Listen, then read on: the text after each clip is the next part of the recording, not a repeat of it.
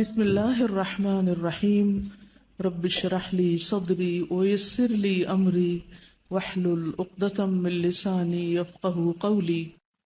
سورۃ الملک میں اللہ تعالیٰ فرماتے ہیں الذی خلق الموت والحیاۃ لیبلوکم ایکم احسن عملا، کہ اس نے زندگی اور موت بنائی تاکہ تمہیں آزما کے دیکھے کہ تم میں اچھے کام کون کرتا ہے۔ ان آیات سے پتہ چلتا ہے کہ دنیا میں ہر انسان کو ضرور آزمایا جائے گا، یعنی ہر ایک کا امتحان ہوگا، کیونکہ اس دنیا میں ہم آئے ہی امتحان کے لیے ہیں۔ تو ہم بات یہ کر رہے تھے کہ اللہ تعالیٰ نے چونکہ امتحان کے لیے پیدا کیا ہے، اس لیے کبھی بھوک، کبھی مال، کبھی جان، کبھی پھل، کبھی فصلوں کی کمی، ان کے ساتھ انسان کا امتحان ہوتا رہتا ہے۔ کوئی نہ کوئی چیز زندگی میں مسئلہ کھڑا ہی رکھتی ہے، ایک مسئلے سے نکلتے ہیں ایک اور میں پھنس جاتے ہیں، ایک سے نکلتے ہیں ایک اور میں پھنس جاتے ہیں، یعنی کوئی نہ کوئی غم ہمیں لگا ہی رہتا ہے۔ تو ایسی صورت میں کیا کرنا چاہیے کہ جب کوئی مصیبت پہنچے تو کیا کہنا چاہیے؟ انا للہ و انا الیہ راجعون۔ کوئی چیز چلی گئی، ہم بھی اللہ کے، ہم بھی جانے والے ہیں، اپنی موت کو یاد کر لیں، یعنی جب کوئی فوت ہو تو اپنی موت یاد کریں، ہم نے بھی چلے جانا ہے، یہاں تھوڑی بیٹھے رہنا ہے۔ تو اس طرح مومن کے دل کو سہارا ہو جاتا ہے، وہ کسی کی وفات پر اتنا افسوس نہیں کرتا کہ اپنا آپ ہی گنوا دے، کھپا دے، اپنے آپ کو ہی ختم کر دے، ایسا نہیں ہوتا، بلکہ وہ کیا کرتا ہے کہ صبر کرتا ہے۔ تو یاد رکھیے کہ کوئی بھی مصیبت اللہ کے اذن کے بغیر نہیں آتی۔ قرآن مجید میں آتا ہے وما اصاب من مصیبت الا باذن اللہ، کوئی مصیبت نہیں آتی مگر اللہ کی اجازت سے آتی۔ وَمَن يُؤْمِن بِاللَّهِ يَهْدِ قَلْبَهُ، اور جو اللہ پر ایمان رکھتا ہے، اللہ پہ اعتماد کرتا ہے، اللہ اس کے دل کو ہدایت بخشتا ہے۔ اس مصیبت کے اندھیرے میں بھی اللہ تعالیٰ اس کو صحیح رستہ دکھا دیتا ہے، اس کا حل بتا دیتا ہے۔ اور یہ بھی یاد رکھیے کہ یہ جو مصیبتیں وغیرہ ہیں، یہ اللہ کے اذن سے جب آتی ہیں، اگر اللہ نہ چاہے تو آ بھی نہیں سکتی، یعنی یہ ہماری تقدیر میں ہوتی ہیں کہ اس بندے کو اس چیز سے آزمانا ہے، اور اگر کوئی چیز ہماری تقدیر میں نہیں تو ڈرنے کی بھی ضرورت نہیں۔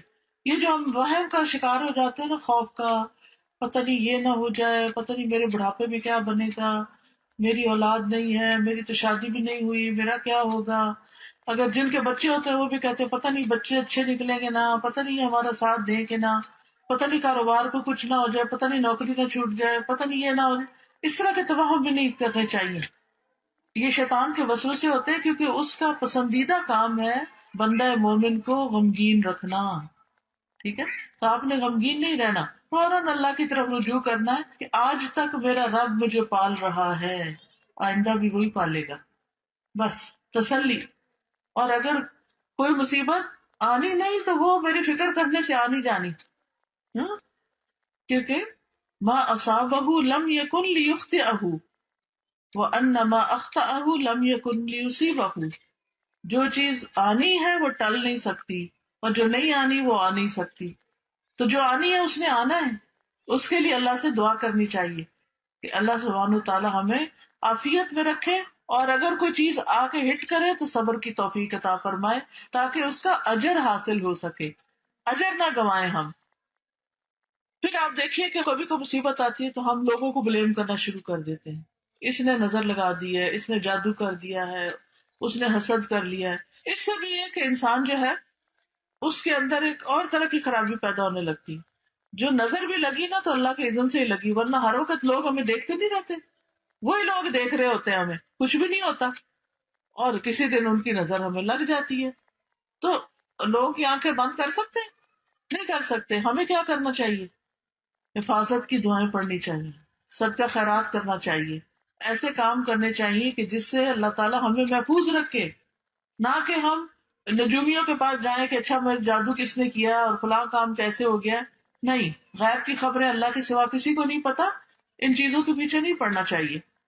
پھر اسی طرح بعض اوقات جو مصائب ہوتے ہیں یا آزمائشیں ہوتی ہیں وہ بندے کے حق میں بڑی خیر ہوتی ہے، اس سے بندے کے اندر اللہ کی طرف قریب ہونے اور اللہ کی رضا حاصل کرنے کا شوق پیدا ہوتا ہے۔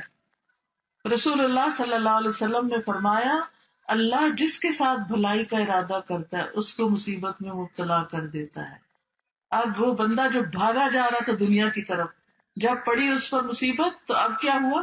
اللہ کی طرف اس نے رجوع کر لیا، اس نے اللہ کے سامنے رونا شروع کر دیا، دعائیں مانگنی شروع کر دی، ذکر اذکار وظیفے کرنے شروع کر دیے. اتنا ذکر ہم عام طور پہ کرتے ہیں جب ہم خوشحالی میں ہوتے ہیں؟ نہیں. لیکن جب مصیبت آتی ہے تو پھر دن رات دعائیں کرتے ہیں، اور دعا عبادت ہے، ہم ہر وقت عبادت کی حالت میں ہو جاتے ہیں. پھر اسی طرح ہے کہ اللہ تعالیٰ بندے کو اس کے ذریعے صاف کرتا ہے، گناہ پاک ہوتے ہیں.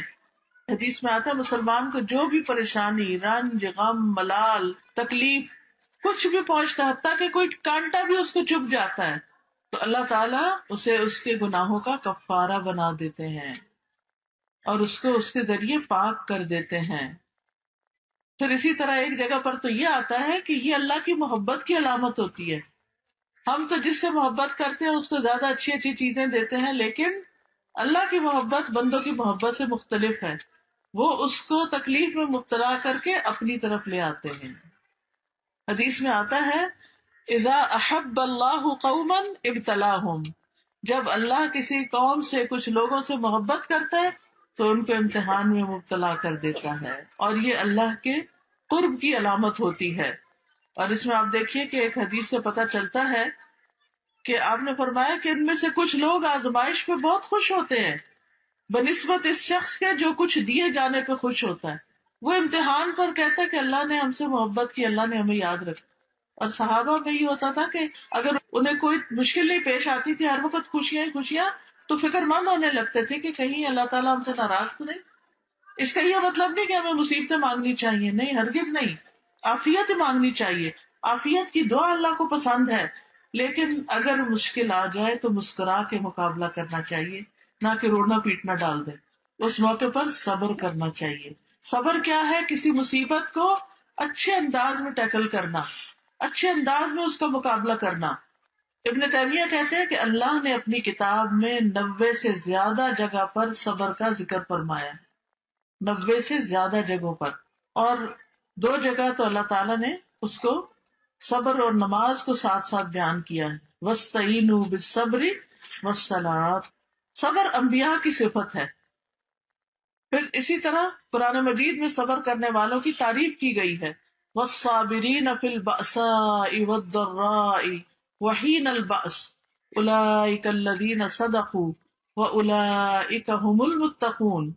اور خصوصاً جو تنگ دستی اور تکلیف میں اور لڑائی کے وقت صبر کرنے والے ہیں، یہی لوگ ہیں جنہوں نے سچ کہا اور یہی بچنے والے ہیں.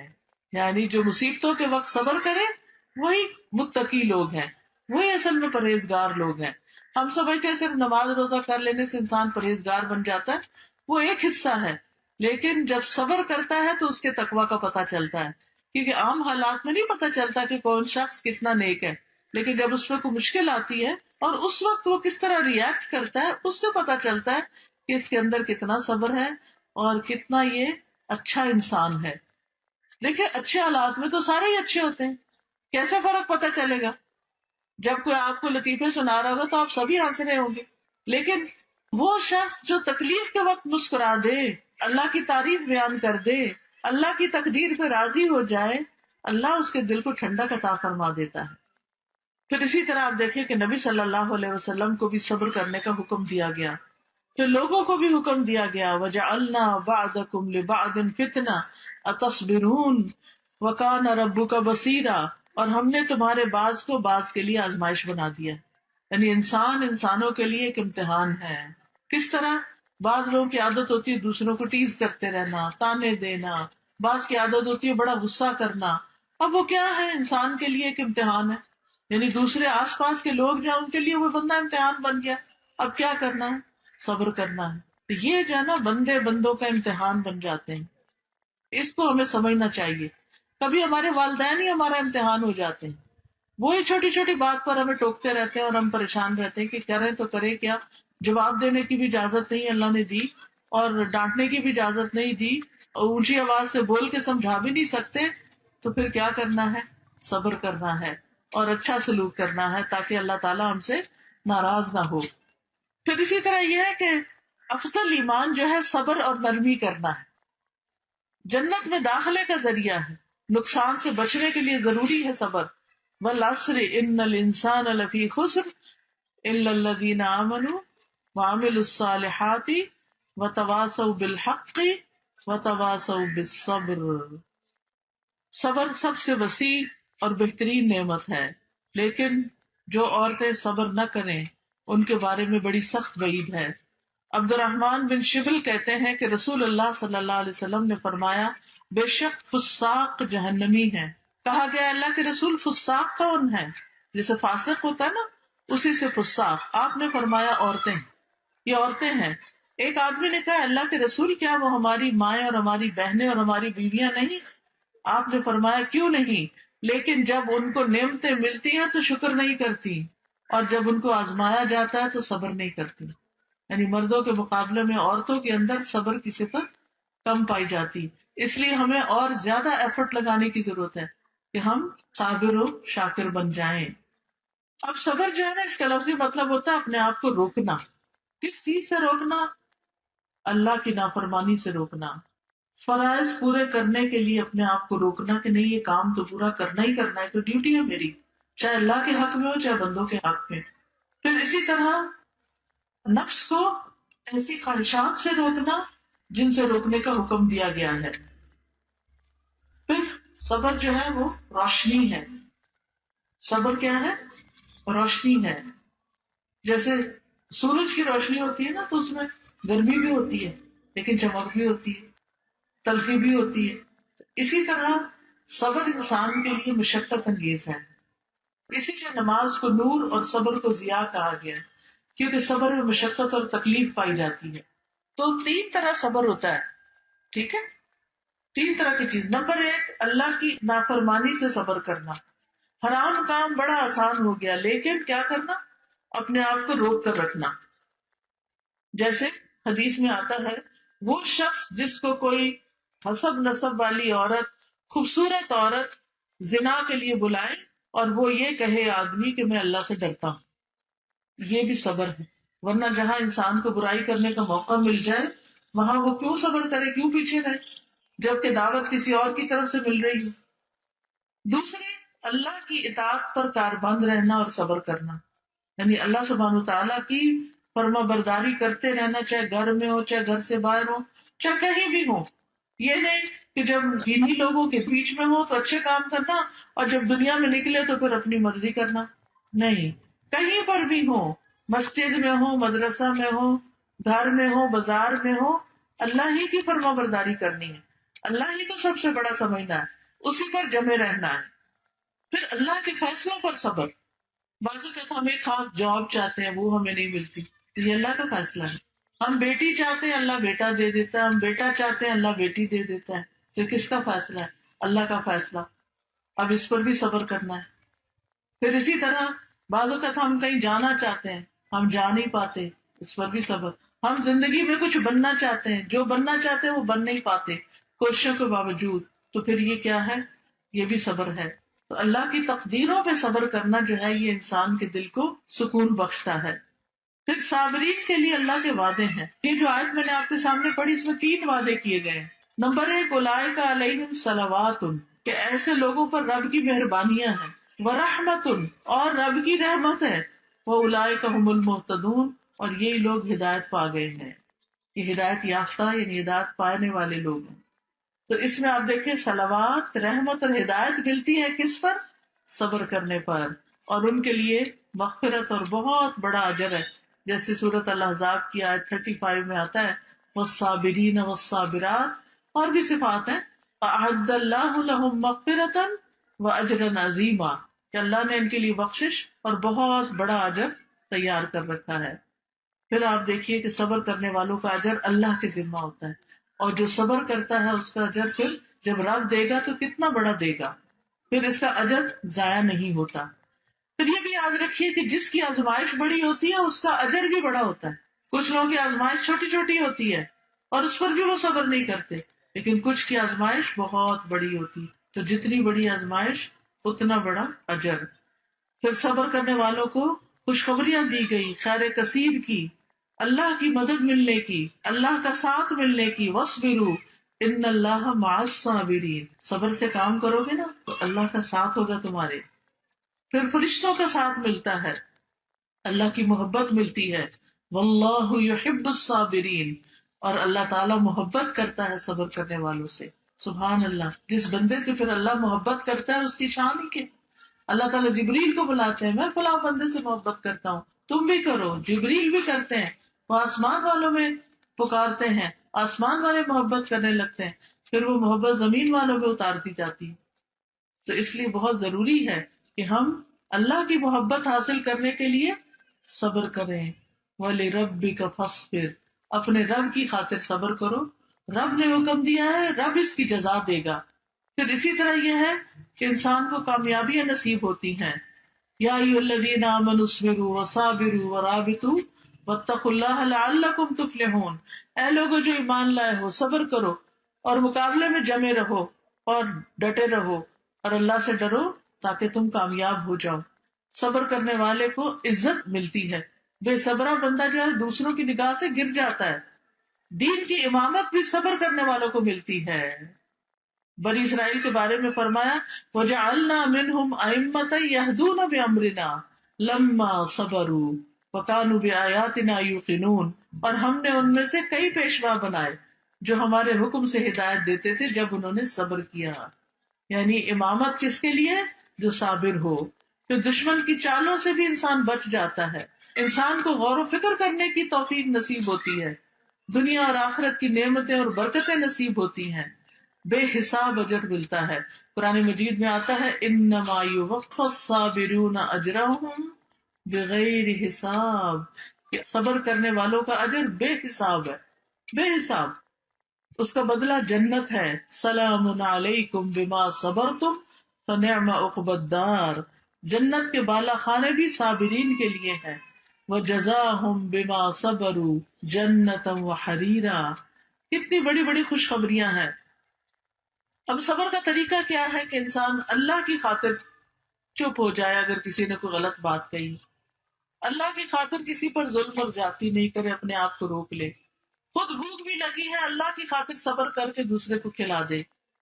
یعنی صبر اللہ کی خاطر کریں گے تو ہی اجر ملے گا. دوسرا یہ کہ صدمہ ہونے کی پہلی چوٹ پر، یہ نہیں کہ کسی کے وفات کی خبر سنی بین کر کرا کے ٹھنڈے ہوئے تو کہا اب میں صبر کر رہی ہوں.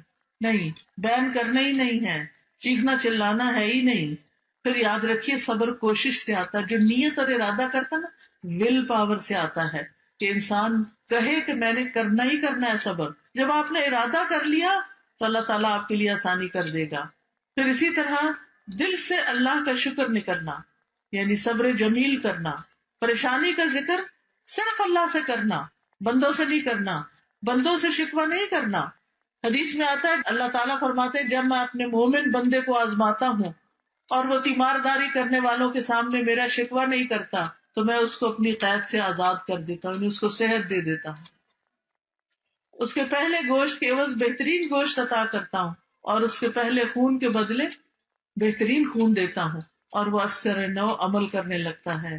اسی لیے آپ نے دیکھا ہوگا کہ کچھ لوگ ماشاءاللہ بڑی بڑی بیماریوں کے بعد بھی بالکل صحت یاب ہو جاتے ہیں اور وہ اللہ سے کوئی گلہ شکوہ نہیں کرتے. پھر زبان سے انسان رب کی رضا کے کلمات نکالے، یہ صبر کا طریقہ. اگر کوئی تکلیف میں بھی اور پوچھے کیا حال ہے تو یہ نہ کہے کچھ نہ پوچھو کوئی حال نہیں. یہ نہیں کہنا، کیا کہنا ہے؟